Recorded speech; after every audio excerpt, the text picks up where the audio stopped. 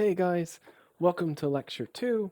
In this lecture, what we're going to be doing is working through basically the grammar for truth functional logic.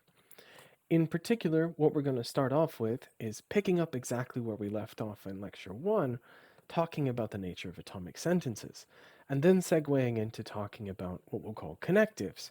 And connectives are tools that let us build more complex sentences out of our fundamental atomic parts. We'll then have a segue to a little intermission talking about use mention, which is a topic from philosophy of language. And then finally, the big take home message where we'll define the notion of a sentence in TFL. And these will then give us the things that we can evaluate as being either true or false. And this is important because remember, our big aim is to try and get us a tool to evaluate validity of arguments. So that's the plan. Let's first talk about the grammar for truth functional logic. So as we mentioned in the last lecture, the kind of core, the basic part of TFL are what we'll call atomic sentences. Atomic sentences are atoms in the kind of Democritan sense, in that they don't have any parts, they're simple. They're the fundamental building block. Another way to think about this is they're a bit like the one by one Lego, right? You don't get any smaller, and everything else is basically going to be built out of them. Now, when we construct our sentences in TFL, we can write them with capital letters, and these can have subscripts, but of course that's only if necessary. Now, what these capital letters symbolize are going to be relevant English sentences, or Dutch, or German, or whatever language you like. What's important is that in TFL, our aim is to try and represent some natural language sentences using our capital letters. And these atomic sentences are the fundamental element here. Of course, right, we have a key, what we'll call a symbolization key, that tells us which atomic sentence each letter represents in the relevant case. Right? So our symbolization key kind of maps, if you like, English sentences to capital letters in our TFL language. Cool. So again, if atoms are the building block, we can't really do much if all we have are atoms. So the connectives, the next kind of part of our language of TFL, is what let us build up complex sentences. Specifically, the connectives, if you like, are kind of like the little long, thin Lego pieces, and that you can take your little atom Legos, hook them up to these long, thin pieces, and then get something that's bigger. So connectives allow us to form complex sentences out of other ones, out of other sentences. And the parts that they use, that they can build together, can either be atoms or other complex sentences. So what we'll do quickly is talk through the 5 connectives. These are the only connectives in TFL. And then we'll go through them in a little bit more detail one by one. So our first connective is negation. And it roughly means something like it's not the case that, or even just not. And again, we'll use our little dangly thing here, right? And this is the symbol for it, and the name for it is negation. It's grammatically interesting in that it only takes one sentence. All the other ones take 2 sentences. So when you use negation, we'll have some sentence to its right. This can either be an atom or it can be a complex sentence. Our second connective is conjunction, and it's this little hi-hat symbol. It looks like an A minus the bar going across, and it roughly means and.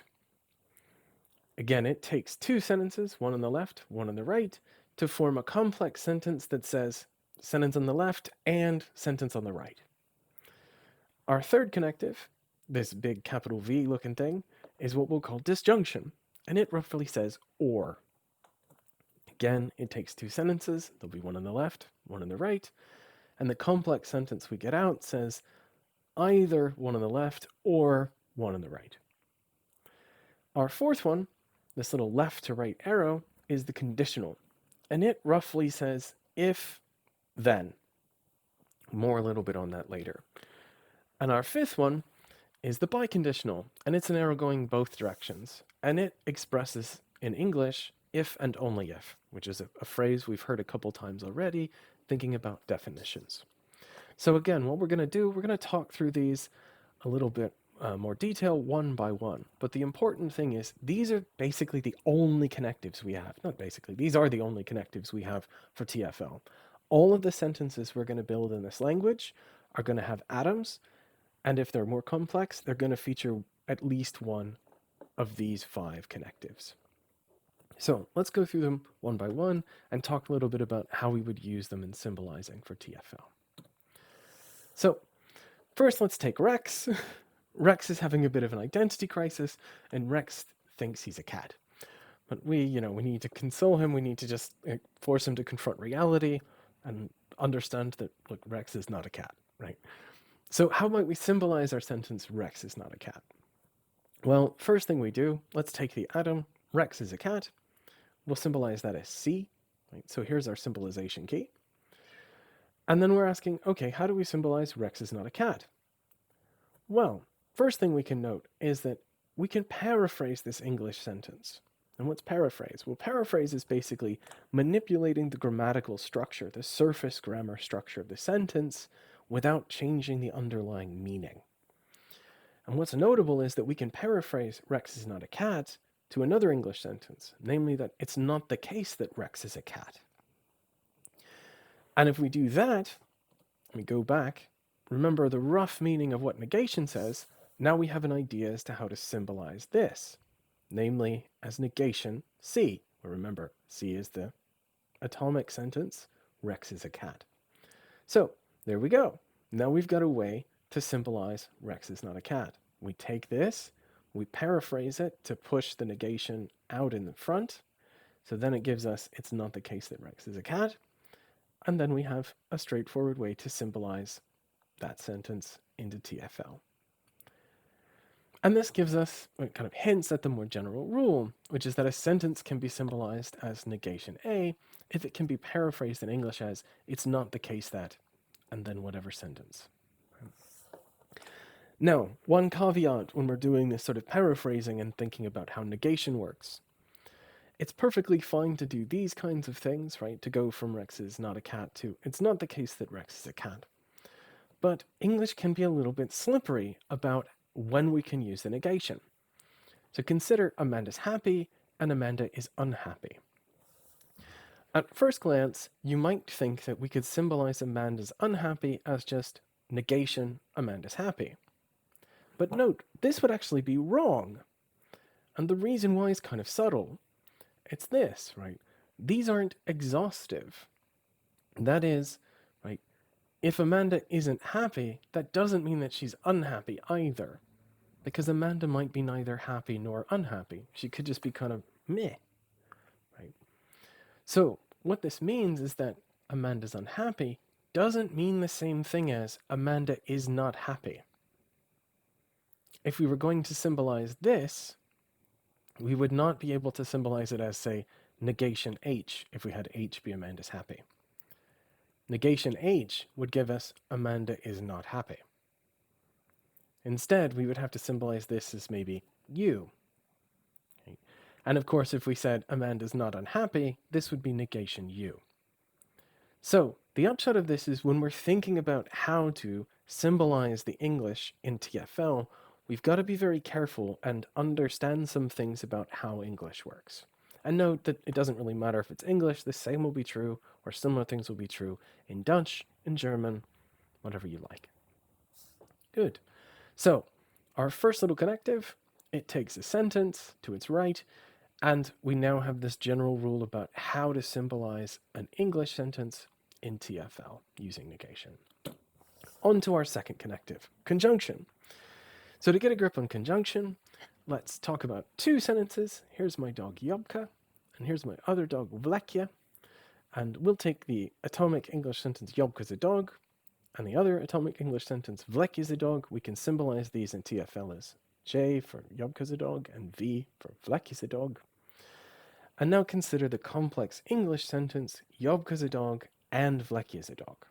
And so this whole sentence here. Well, how would we symbolize this in TFL? We know how to do Jobka's a dog, that's J. We know how to do Vlekje's a dog, that's V. And we've got a symbol to express this and, which is again this sort of hi-hat symbol, looks like an A minus the bar. So there we go. That's how we express the complex English sentence Jobka's a dog and Vlekje's a dog. To give you some terminology here, when we look at this sentence, we can call the whole sentence a conjunction. And in this case, the J and the V are the conjuncts of the conjunction. So note some things about the grammar.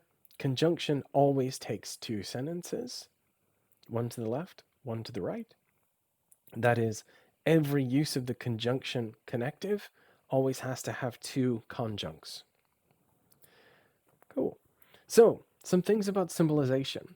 I mean, this one wore its symbolization a little bit on its sleeve, but note that conjunction also would work for any of these sentences. For example, if we said, say, Nathan smart and handsome, right? Or Bert and Willem are both stylish. Or although Hoob's tall, he's not a basketball player. Right? Or Byron is good at squash, but Alfred's better. We can use conjunction to symbolize all of these. To give you an idea, right? Our first one, if we have S be Nathan smart and H is Nathan's handsome, then we can just symbolize it as this, right? Because we can paraphrase this sentence into Nathan is smart and Nathan is handsome. Similarly, if we take Bert and Willem are both stylish, we can paraphrase this English sentence into Bert is stylish and Willem is stylish, which again, then we have a fairly straightforward way through. With regards to although Hoob is tall, he's not a basketball player, we can paraphrase this English sentence into Hoob is tall and Hoob is not a basketball player. Right? But note, the second conjunct there, we can also paraphrase that further so that we get Hoob is tall and it's not the case that Hoob is a basketball player, which then tells us we can symbolize it this way. Right?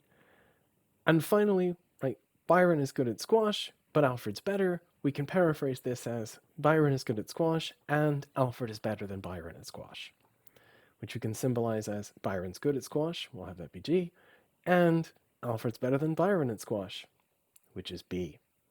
Now, a couple things to note before we talk about the general rule for conjunction. First, this example makes it clear when we're using conjunction, the conjuncts can either be atoms or other complex sentences. Because remember, this conjunct here isn't an atom. It's a complex sentence built up out of the atom that is the sentence B and the connective negation. Second example that we want to talk about is this one. So note, there's a lot of complexity going on when I did the paraphrase here. Because remember, the paraphrase was Byron is good at squash and Alfred is better than Byron at squash. But the second conjunct, even if it's Alfred's better than Byron at squash, just becomes a capital letter. It's just an atom when we go to TFL. This highlights again that we lose a lot of intra-sentence complexity when we symbolize into TFL. This is good and bad. It's just the way the language works, right? Good. So stepping back to then thinking about conjunction, our general rule is that a sentence can be symbolized as conjunction A and B if it can be paraphrased in English as both A and B, or as A but B, or as although A, B. All of these can be expressed in TFL using the conjunction. Good. So that's our first two connectives. Let's go on to our third one, which is disjunction. Disjunction again expresses roughly the idea of or in English. So, to give an example, let's take a complex English sentence. Either Amanda will take a nap or she'll come to the party. Let's have N be symbolize Amanda will take a nap. Let's have P symbolize she'll come to the party. Well, then we can symbolize this whole complex sentence as N disjunction P. That is, right, either Amanda will take a nap or she will come to the party. Good. So to give some terminology, this whole sentence, we'll call it disjunction. And the two sentences on either side of our connective are our disjuncts. As with conjunction, right, disjunction always takes two sentences on either side. There's always two disjuncts for every use of the disjunctive connective. Right? And as with conjunction, whatever we stick on either side can either be atomic or complex itself. So there we go. There's our first kind of symbolization. But note, this isn't the only way or the only kind of sentence, English sentence, that we can symbolize using disjunction. Another easy one to think about is either Alf or Hoob will play football with me. Well, we can paraphrase this English sentence into either Alf will play football with me or Hoob will play football with me. And once we see that, we can clearly then understand it can be symbolized as A, for Alf will play football with me, disjunction, Hoob will play football with me. Good.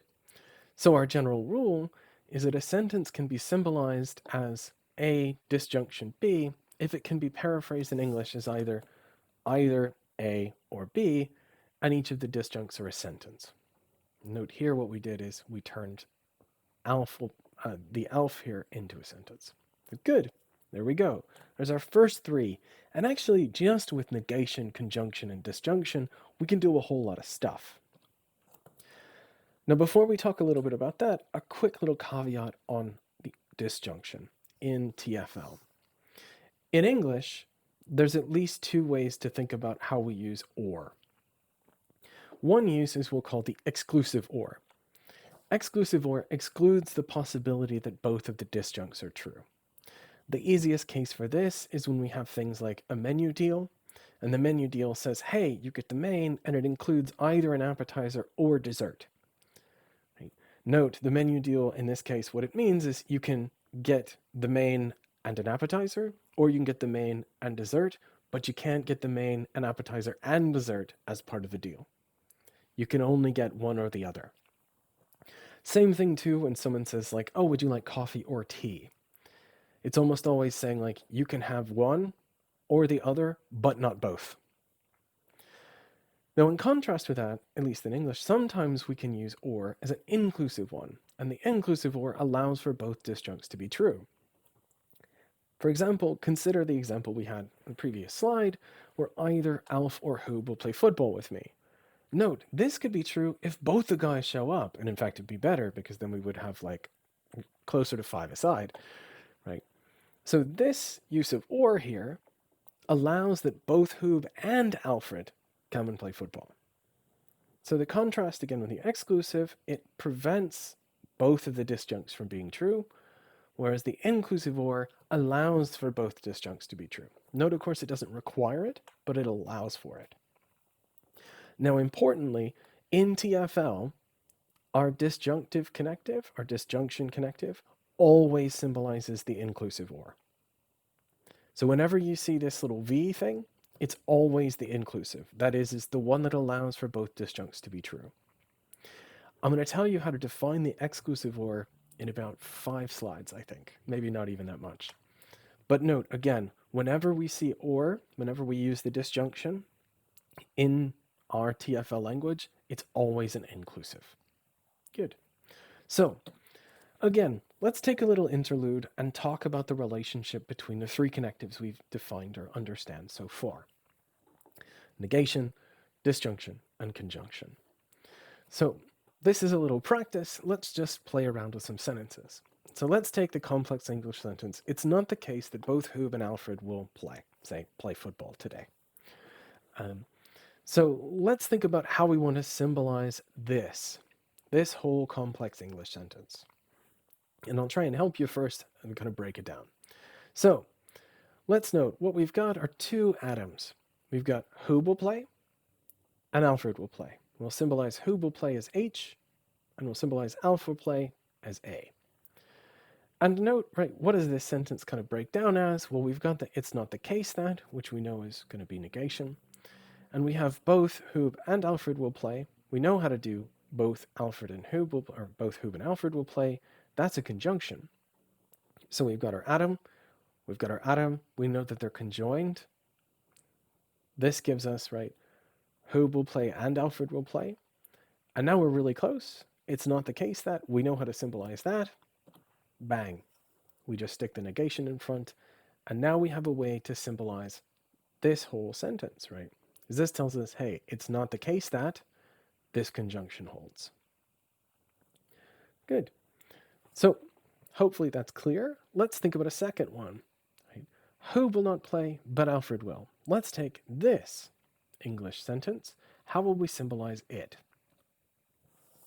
Now, it's helpful maybe to take a second, pause the video, and think about this for a second. How would you, given everything we've done so far, symbolize this sentence? And we can use the same symbolization key. Just think about how we would use negation, disjunction, or conjunction here. Okay, so let's think about it, right? Here's our symbolization. Now, why is it this? Well, because, note, we still have the same two atoms. We have who will play and Alfred will play. Those are our basic units, right? We have the but, which we know we can treat as conjunction.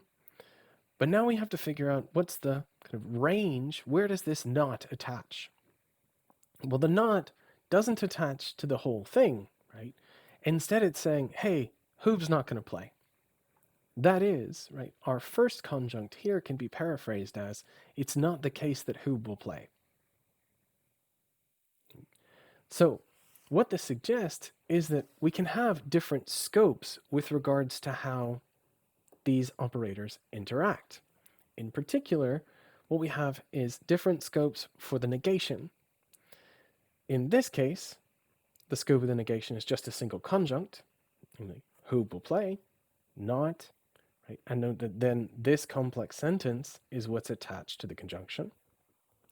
Whereas in this sentence, what we have is two atoms linked up to the conjunction, and the negation ranges over the whole sentence.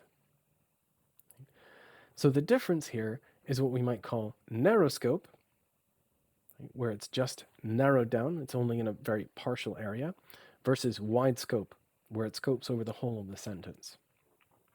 And note, we could do the same thing if we hadn't used conjunction here. Right? It's not the case that either Hoob or Alfred will play. We could read it this way.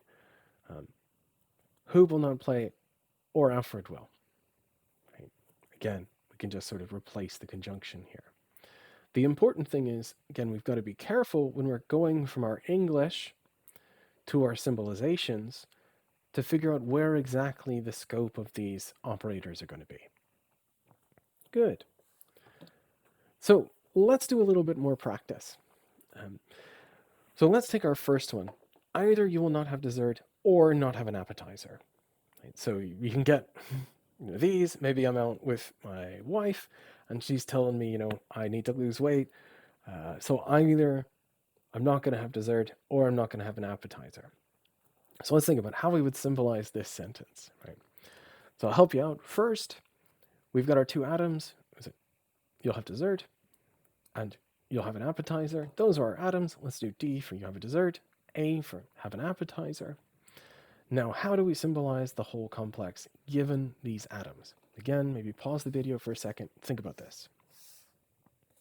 So, okay, let's think about it. What's our kind of overarching structure of this sentence? Well, the overarching structure is still an either or sentence. In this case, it's either na-na-na or na-na-na. So cool, we know it's going to be a disjunction.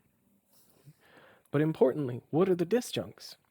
Well, the disjuncts, our first disjunct is, you'll not have a dessert. And our second disjunct is, you'll not have an appetizer. Of course, we can paraphrase these embedded bits into, it's not the case that you'll have a dessert, and it's not the case that you'll have an appetizer. So then it looks like we've got a pretty clear idea. It's going to be a disjunction with negation D and negation A as the two disjuncts. And note, here we go. This tells us either not D or not A. Cool. And note, this is perfectly compatible with me being abstemious, say, and just not having a dessert and an appetizer. Right? This is if I'm really taking the diet seriously, which I never do. Okay, so there's our first one. Let's take our second one. Right? We have this sentence. We have neither coffee nor tea. So, okay. Again, let's take our atoms. Our first atom, we have coffee. Our second atom is we have tea. And now, how do we symbolize this? So maybe pause the video, think for a second, try and do it yourself. Okay. And thinking it through, well, here it's sort of interesting. because we might be tempted to think that it's going to be very similar to this. Right? But note, what does this tell us? This tells us, hey, there ain't no coffee and there ain't no tea. Right? So what this really tells us is that, if we can paraphrase for a second, it's not the case that we have either coffee or tea. So note, this is one of those ones where English is a little bit slippery. Again, we can kind of see it. Here's another way to think about it. Right? What does this tell us? This says we have neither coffee nor tea. That is, it's not the case that we have coffee, and it's not the case that we have tea. This suggests another possible symbolization here. Maybe it's helpful if you can figure out what the other symbolization is. We'll talk a little bit about it in the Q&A, I expect. But note, this gives us a way to do neither nor. It's not the case that either or the other option. Cool. So let's do our last one. You'll have either a beer or a mixed drink, but not both. Again, my wife telling me what I can and can't have. Okay. So thinking about this one, let's take, our atoms, have a beer, right, and have a mixed drink. So we can have B as you have a beer, M as you have a mixed drink, right? How do we symbolize this? Well, let's look at it, right? And again, helpful maybe to pause the video, think about this for a second on your own, try and do it. So looking at this, what's some things that we have? First, what's the main kind of, if we're just looking at the English, what's the big sort of connective in the English? What's the one that the whole English sentence is structured around? Well, it's the but, right? That is, what we've got is there's some stuff over here, and then there's a but, and then there's some stuff over here. So we know it's going to be a conjunction, because remember, we express buts with conjunction, right? The and.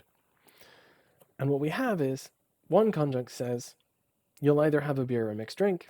The other conjunct says, but not both, right? It just says not both. So how can we paraphrase the thing on the left? Well, actually it's kind of transparent, right? The one on the left says either you have a beer or you have a mixed drink. Well, we know how to do that. That was the rule we already know. And so our left-hand side is going to be a disjunction. It's going to be either B or M, right? And there's our left conjunct. Well, what's our right conjunct? Well, our right conjunct says not both. Well, not both what? Well, clearly not both have a beer and a mixed drink. Right? So our right-hand side we can paraphrase as, it's not the case that you will have a beer and have a mixed drink, lest you get sick. Right? So cool. Now we know what the two conjuncts are going to look like. On one side, we have just a regular disjunction. Either you have a beer or you have a mixed drink, but, which is our conjunction, not, i.e., it's not the case that you will have both a beer and a mixed drink, i.e., not B and M. And then we put brackets around the whole thing to tell us, hey, our whole sentence is a conjunction. One conjunct is a disjunction. The other conjunct is a negated conjunction. Okay. Now, what's neat is this is how we symbolize exclusive or statements. Because what does this tell us? This tells us, hey, you can either have a beer or a mixed drink, but not both, i.e., it's an exclusive choice. If you go with a beer, no mixed drink. If you go with a mixed drink, no beer. So there we go. If we're looking for any generalizable way to express exclusive or, we can do it like this. Cool. So that's just a little bit of interplay between negation, conjunction, and disjunction. And I hope you're starting to get a little bit of a feel for how this symbolization process goes. So let's talk about the last two connectives. The fourth one is the conditional. And as we said before, the basic idea with the conditional is that it expresses an if-then. So the easiest way to think about this is we'll take our first English sentence, or in this case, first conditional English sentence. If Amanda's in Tilburg, then she's in the Netherlands. So here we have two atoms, right? Amanda's in Tilburg, which we can symbolize as T, and Amanda's in the Netherlands, which we can symbolize as N, right? And we've got our little arrow, and our arrow is the connective that expresses the if then. To give you some terminology, this whole sentence, whole complex sentence, is a conditional sentence, and it has two parts. The part on the left, the T here, is the antecedent. It comes before the conditional.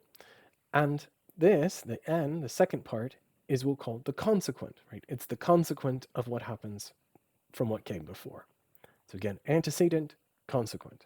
These are important terms. It's helpful to remember. So there we go. This gives us a way to symbolize if Amanda's in Tilburg, then she's in the Netherlands. Do it just like this. Now, how about this? Amanda's in the Netherlands only if she's in, Amanda's in Tilburg only if she's in the Netherlands. We use the same atoms as before, but how do we symbolize this? Well, there's a temptation to symbolize this as if N, then T. But note that this isn't quite right. In fact, the way we symbolize this one is exactly as the previous one. And this can be very strange, and it's a little bit hard to kind of parse. So I'll try and talk you through an example to justify why we're going to symbolize only if sentences this way. So take a different conditional. The match is burning only if there's oxygen in the room.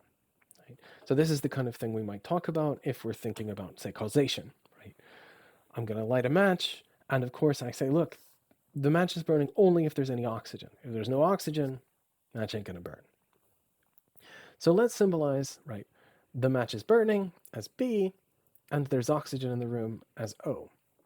Now, how do we symbolize this sentence? Well, one way we could do it is we could put O as our antecedent and B as our consequent. But note, what does this conditional claim say?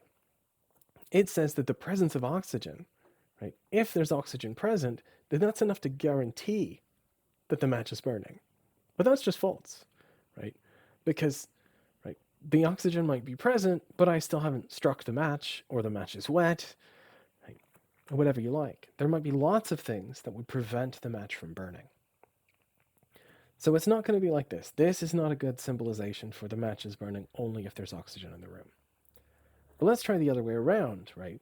So we put B as our antecedent and O as our consequent. Now, this conditional sentence says the presence of oxygen is required for, but not necessarily enough to guarantee that, the match is burning. That is, right, if the match is burning, then there must have been oxygen in the room. This latter one captures this sentence. Right? Tells us the only way for the match to be burning is if there's oxygen in the room. Right? So this is the way we capture only if in English. It's slightly awkward. It's a little bit backwards, right?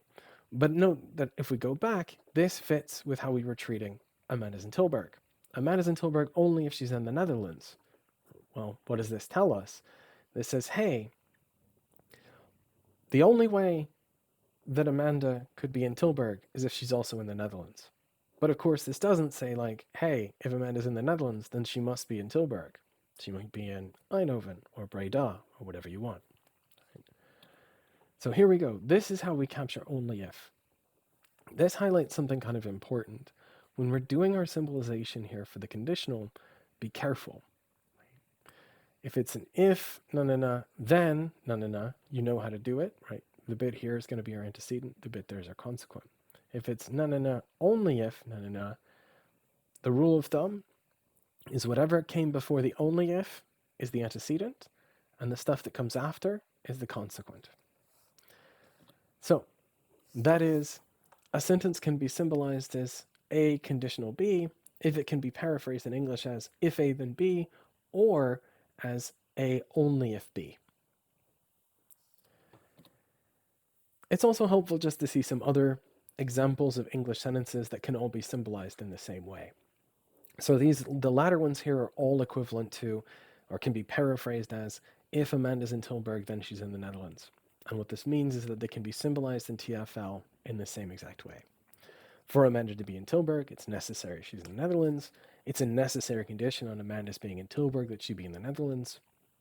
For Amanda to be in the Netherlands, it's sufficient she be in Tilburg, or it's a sufficient condition on Amanda's being in the Netherlands that she be in Tilburg. All of these can be symbolized in the exact same way as if Amanda's in Tilburg, then she's in the Netherlands. Now, the conditional I'm going to tell you now is weird, and we're going to talk more about the weirdness of it next lecture, but I just want to flag it up. When we're doing these symbolizations, you've got to be very careful about how we do the paraphrasing. Okay. Last connective, my favorite one, I think, is the biconditional. And to get an understanding of the biconditional, we're going to do a little run up to it. So here's Bear Pope, right? So let's take a couple atoms. Our first atom, the Pope is a bachelor. We'll symbolize that as B. And the sentence, the Pope is an unmarried male, we'll symbolize as U. And let's talk about two complex English sentences. So our first one is, the Pope is a bachelor only if he's an unmarried male. Now, in light of what we just said about the conditional, how do we symbolize this? Now, hopefully you remember from what we talked about 30 seconds ago, right? Which is we're going to symbolize it like this, right?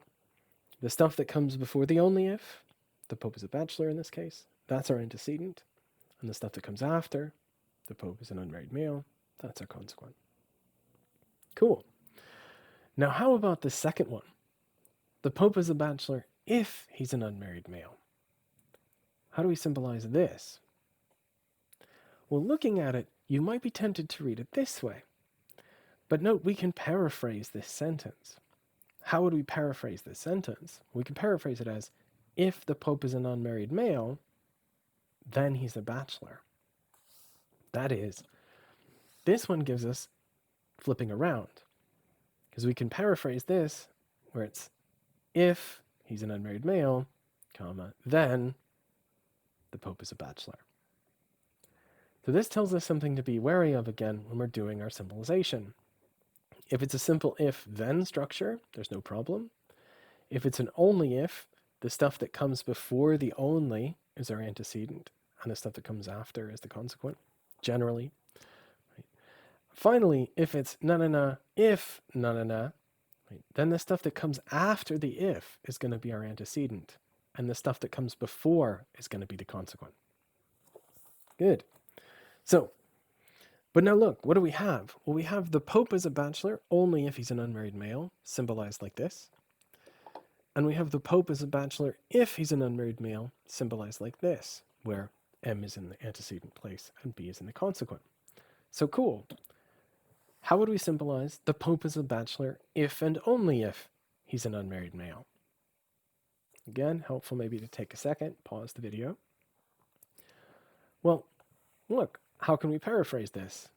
One way to paraphrase it is, the Pope is a bachelor if he's an unmarried male, and the Pope is a bachelor only if he's an unmarried male.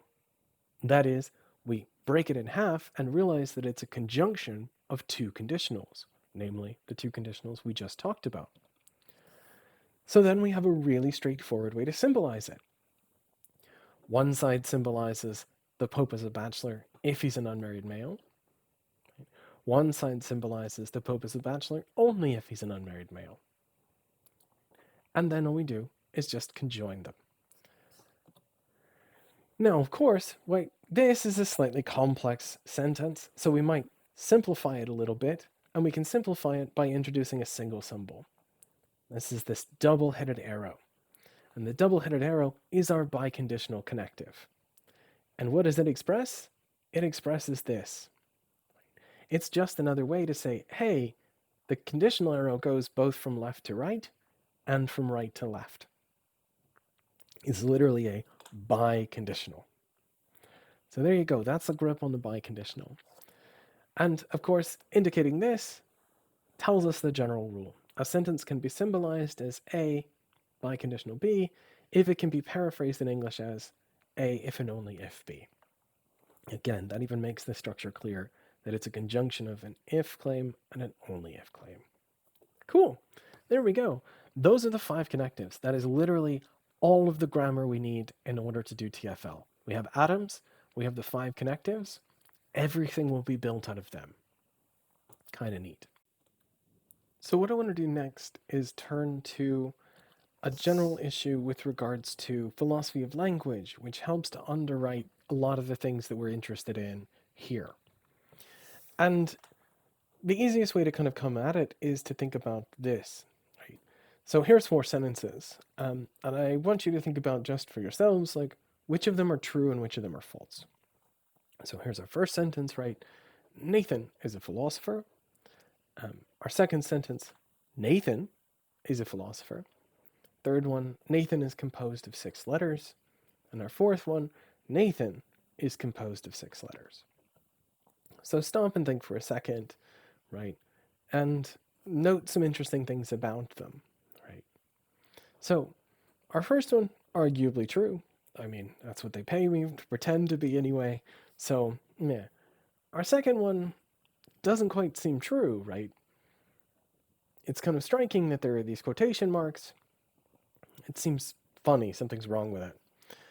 Our third one, yeah, also seems kind of wrong. Like, if you look at me, I'm not composed of letters. I'm composed of meat, and too much meat, as it happens.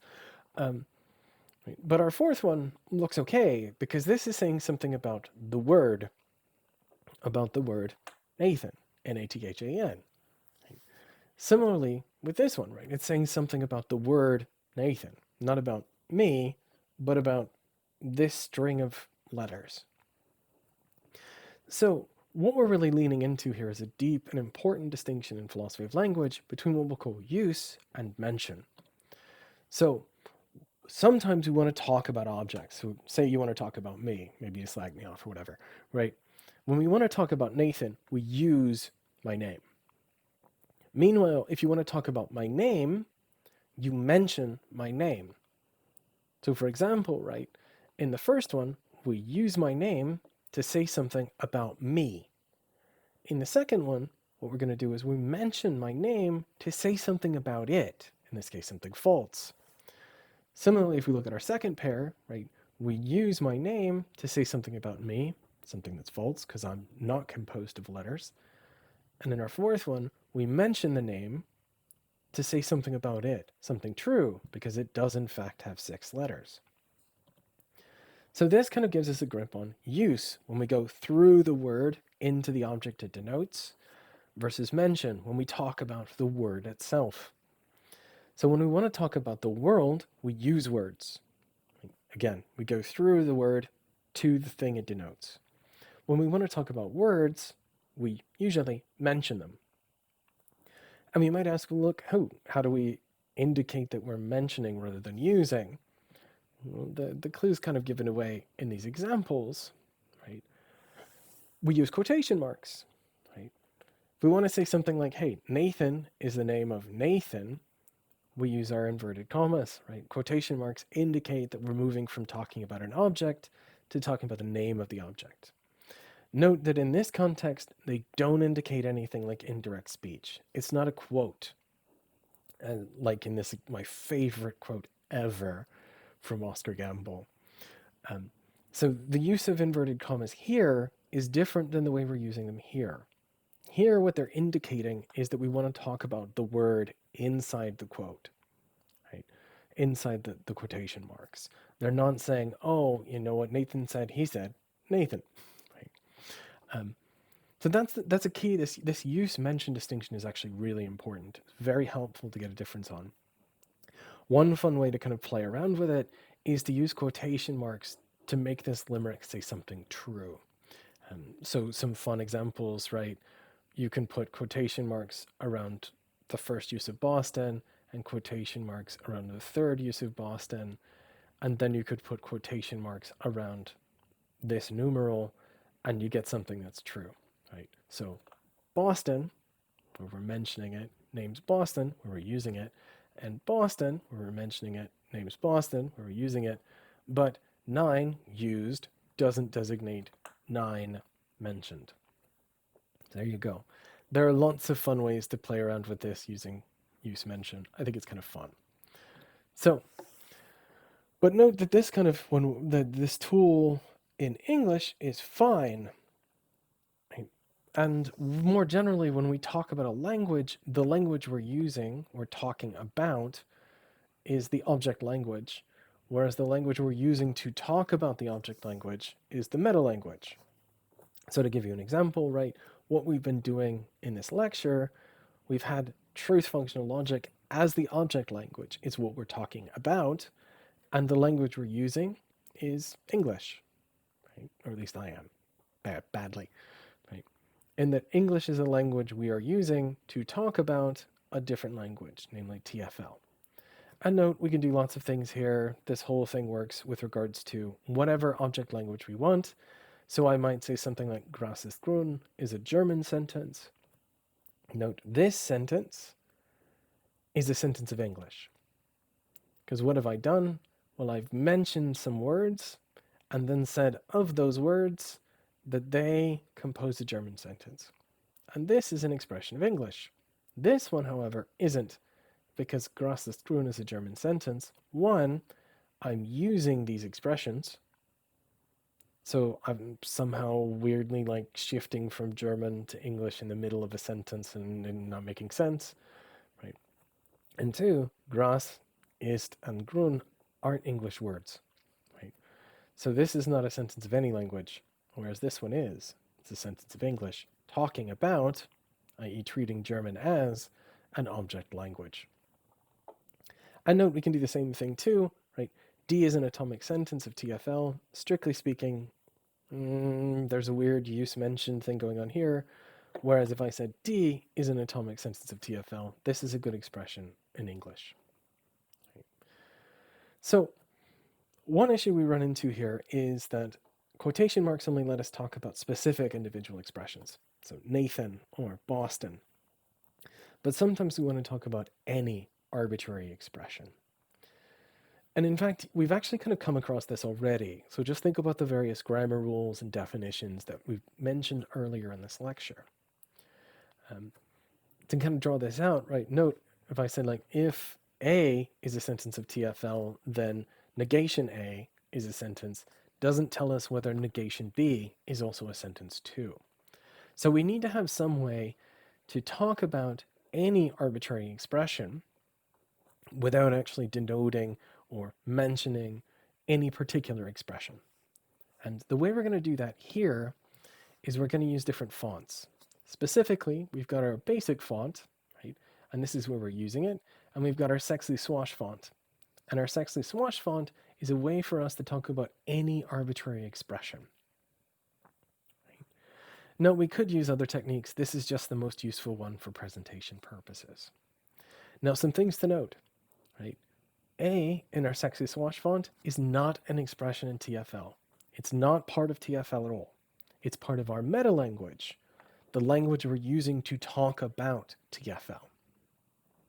It's a way for us to, in a single little bit, say something about every possible expression in TFL. Right? So, to be clear then, we can say like, look, quote, sexy swash font A is a symbol in augmented English used to talk about any TFL expression. And some things to note, it also picks out complex ones too. Don't get distraught to think that this is just going to be an atomic part of TFL. It could be a complex sentence, right?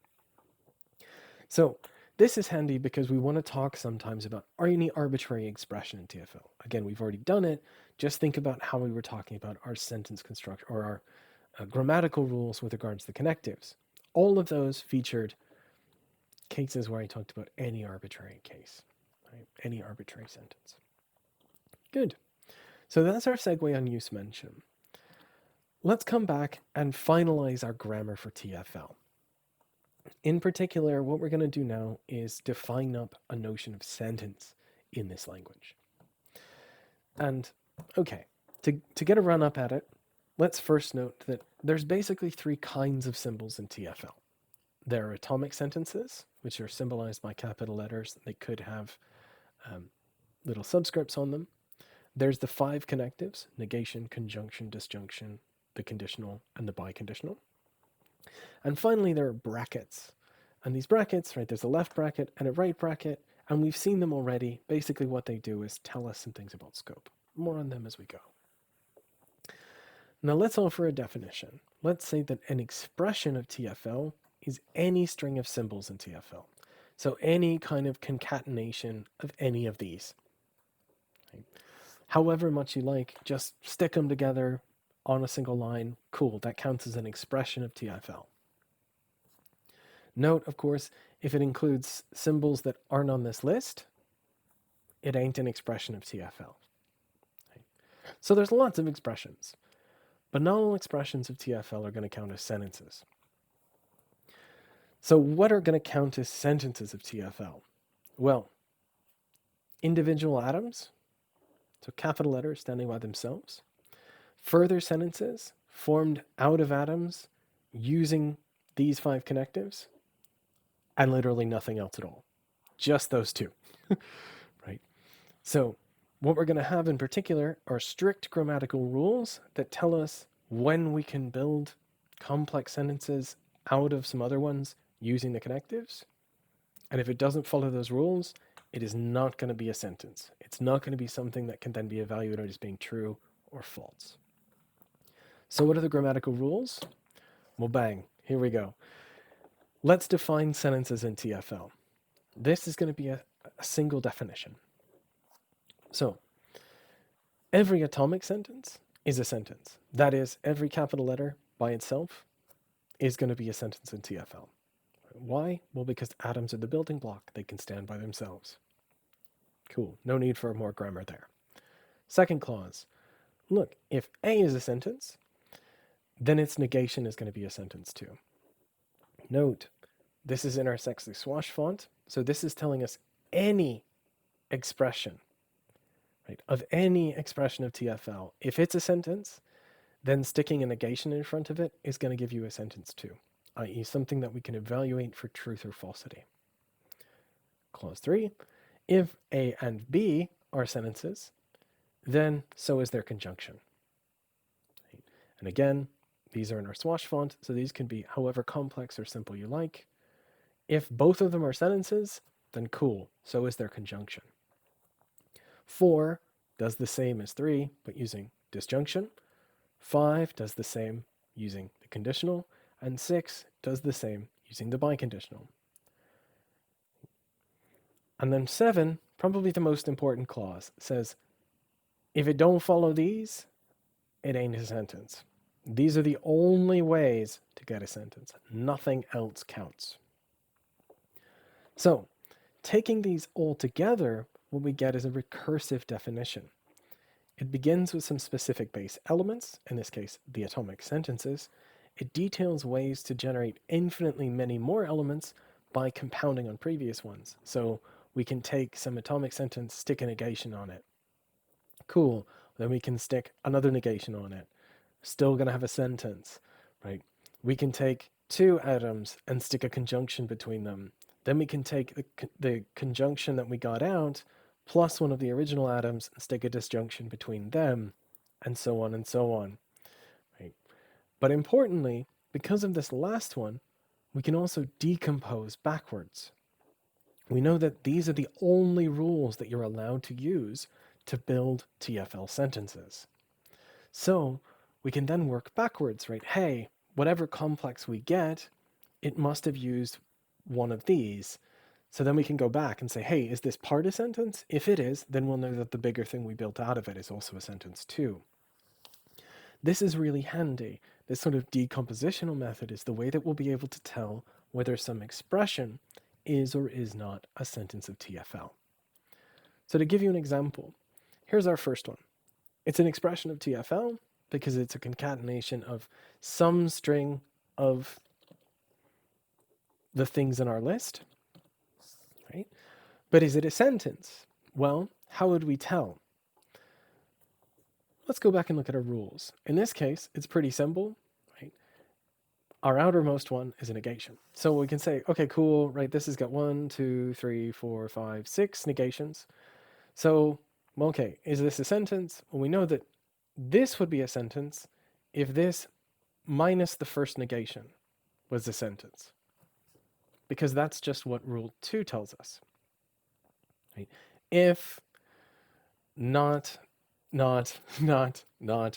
Q is a sentence, then not Q is a sentence. Right? That's just what rule 2 says. So cool. Is our 5 negation Q a sentence? Right? If 5 negation Q is a sentence, then 6 negation Q is too. Okay, well, is this one a sentence? Well, hey, we know that if 4 negation Q is a sentence, then 5 negation Q is. Again, same rule. Okay, well, is 4 negation Q a sentence? Well, we know if 3 negation Q is, then 4 negation Q is. Again, we're doing the same kind of process. Well, is 3, then is 3 negation Q a sentence? Well, we know if 2 negation Q is a sentence, then it is. Okay, so on and so on. We keep pulling the negations off till we get down to if Q is a sentence, then not Q is a sentence. Well, hey, we know Q is a sentence. Why do we know Q is a sentence? Because it's an atomic sentence, and every atomic sentence is a sentence in TFL. So again, what did we do? We started off with a complex expression, and we then knew, because we have this recursive definition, that we can start peeling it back, decomposing it down to simpler elements. And if we know that all the simpler elements are sentences, whatever the thing at the end is also has to be one too. So this is going to be truth or valuable because it's built using these rules, and all of the parts satisfy the antecedents in our rules. And note, this is a simple one. Let's do a slightly more complex one. So here's an expression of TFL, and we wonder, is it a sentence? So what are we going to do to figure that out? Is basically we start pulling it apart, right? We decompose it using the rules that we've learned. So looking at this, we know that this is going to be a sentence. Well, what is it? It's got an expression just with this kind of negation stuck in front of it. So let's peel the negation off. We say, like, if this whole expression, i.e. this initial thing without the negation is a sentence, then this will be too, because then it's just an application of rule 2. But okay, is this a TFL sentence? Well, looking at it, it looks like it's a disjunction. It's got this disjunct, and then the right disjunct is this complex beast. So this whole thing is going to be a sentence, provided that this disjunct and that disjunct are both sentences. And hey, look, something kind of cool. We know that this disjunct is a sentence because it's an atom, and all atoms are sentences. So now it's just a question of, is this a TFL sentence? Well, looking at it, what is it? Well, it looks like a conjunction, right? Namely, it's a conjunction of not X and this thing. So cool, we know that this is going to be a sentence, provided that not X and these, and this expression, right, this conjunct, are both sentences. Do we sort of see again what we're doing is we're breaking it back down into parts. So cool, are these both sentences? Well, that'll be the case if X is a sentence and this is a sentence. Of course, we know that X is one. So cool, we've gotten rid of X. Now we've just got this bit. Is this a sentence? Well, what is it? It's a conditional. And this conditional will be a sentence if the antecedent and the consequent are both sentences. We know that the consequent is because it's an atom. All atoms are sentences. The antecedent, well, it's a negation. We know that the negation will be a sentence if the thing it negates is. Oh, the thing it negates is an atom. So cool. Right? So we know that P, X, and R are all sentences. So we know that our initial expression is going to be a sentence too. Why? Because it's built up using these rules. And how did we determine that it was built using these rules? We decomposed it. To go back to our Lego metaphor, what we're doing here is basically pulling the Lego apart. And if we can pull the Lego apart and get down just to atoms, then we know that the thing that we had at the beginning, the complex thing that we had built, is a sentence. If at some point, though, as we pull it apart, we found that the building violated these rules, then we know that the initial complex thing that we had is not a sentence, i.e., not something that we can evaluate for truth or falsity. It's at best an expression. Okay, good. So, what we've really done here is we've talked through how it is possible to then build up sentences, right? These expressions, and I don't mean it in this sense, right? But parts of TFL that then can be assigned true or false evaluations. And that's really useful. We've basically just learned a language. You start off with atoms, you use the 5 connectives, you can use the 5 connectives in the ways defined in these rules, build up however complex a thing you like, and you're guaranteed to get something that's going to have a truth or falsehood. Right? It's going to be true or false valuable. That's really cool. Like, it's a neat language. It's super simple. It lets you do so much. So, right, kind of wrapping it up, right? What we can say is that every sentence in TFL is going to be constructed out of atomic sentences, either because it is one or it was built from atoms using connectives. Notably, when it comes to non-atomic sentences, there's going to always be a last connective, the one that was added last using these rules. And this we'll call the main logical operator. And we have a general rule now for figuring out the main logical operator. Right? If the first symbol is negation, cool, then it's the main logical operator. Otherwise, start counting the brackets. Right? For each open left-hand bracket, add 1. For each right-hand bracket, subtract 1. When you're going through and your count is exactly 1, the first operator you hit, apart from negation, right, is going to be the main logical operator. Note, though, this rule only works if you always include brackets on the outside. If you don't, you're going to have a problem. Helpful to think about why. So good. The main logical operator is something we already kind of used here when I was doing this decomposition. So initially, our main logical operator is negation. Then when we get to our embedded sentence, it was disjunction. Then when we get to this one, it was conjunction. Right? Then when we get to this one, it was negation for this side and the conditional for this side, and so on and so on.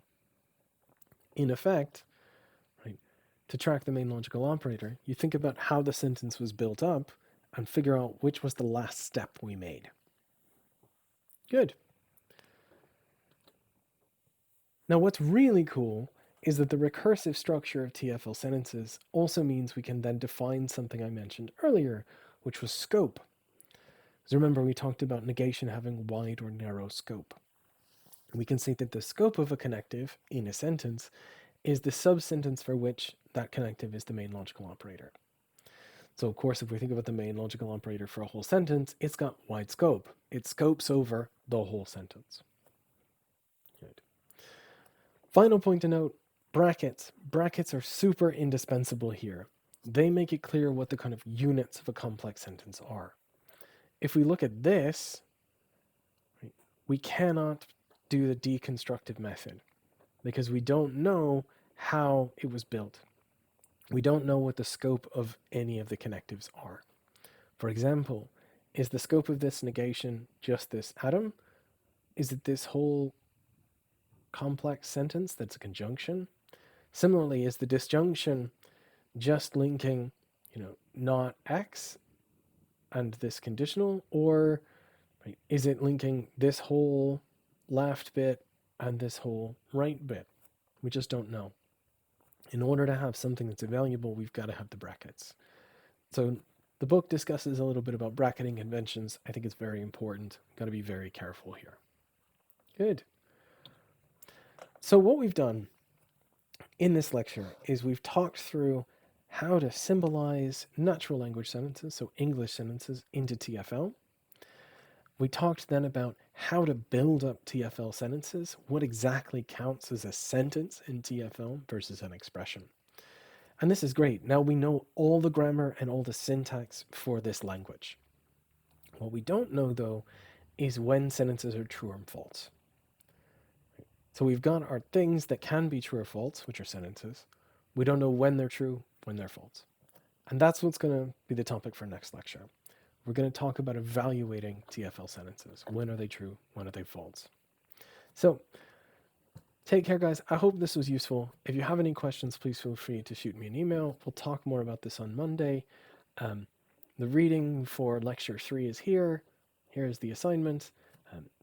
Hope this was fun. Love this stuff. Again, look forward to talking more about this with you. And take care, and we will all talk again soon. Okay, bye.